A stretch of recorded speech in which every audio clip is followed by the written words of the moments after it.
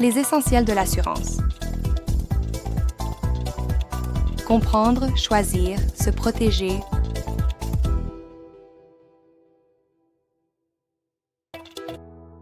L'assurance obsèque, c'est quoi?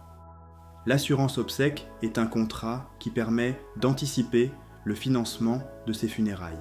L'objectif est simple, éviter à ses proches d'avoir à avancer dans l'urgence des frais parfois importants et leur donner un cadre plus clair au moment du décès. Premier point, à quoi ça sert? L'assurance obsèque sert d'abord à mettre de côté un capital destiné à payer les obsèques.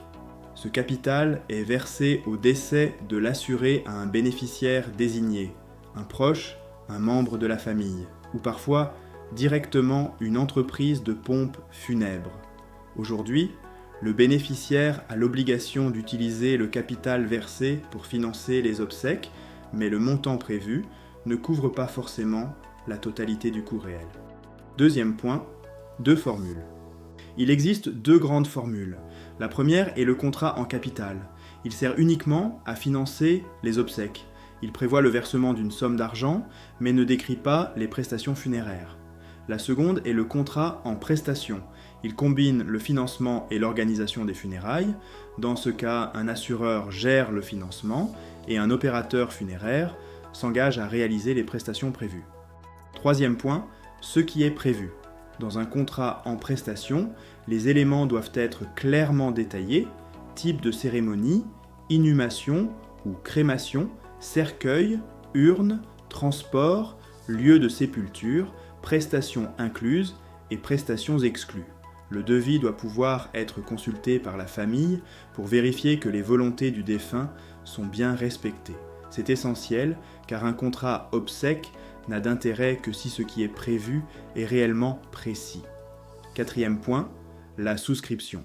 La souscription peut se faire avec différents modes de paiement, une prime unique, une cotisation mensuelle, annuelle, temporaire ou parfois viagère. Il n'y a généralement pas de questionnaire médical, mais qu'il peut exister un délai de carence. Par exemple, le décès peut ne pas être couvert pendant les premières années, sauf cas particulier.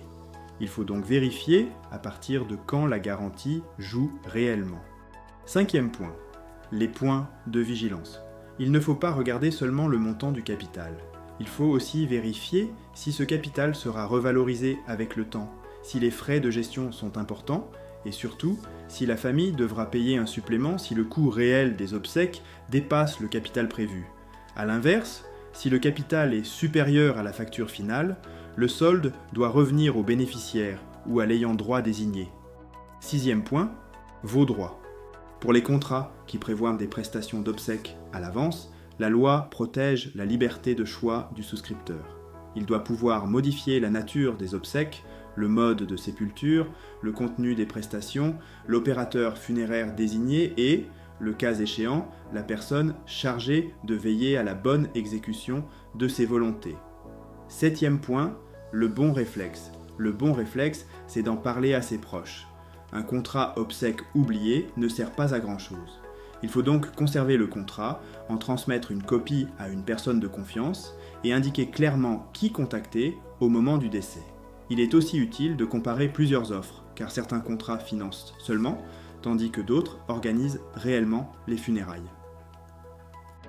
À retenir, l'assurance obsèque peut soulager les proches financièrement et pratiquement, mais il faut bien distinguer le contrat en capital, qui finance seulement, et le contrat en prestation, qui finance et organise. Avant de signer, vérifiez le capital garanti, les prestations incluses, les exclusions, le délai de carence, la revalorisation et ce qui restera éventuellement à la charge de la famille.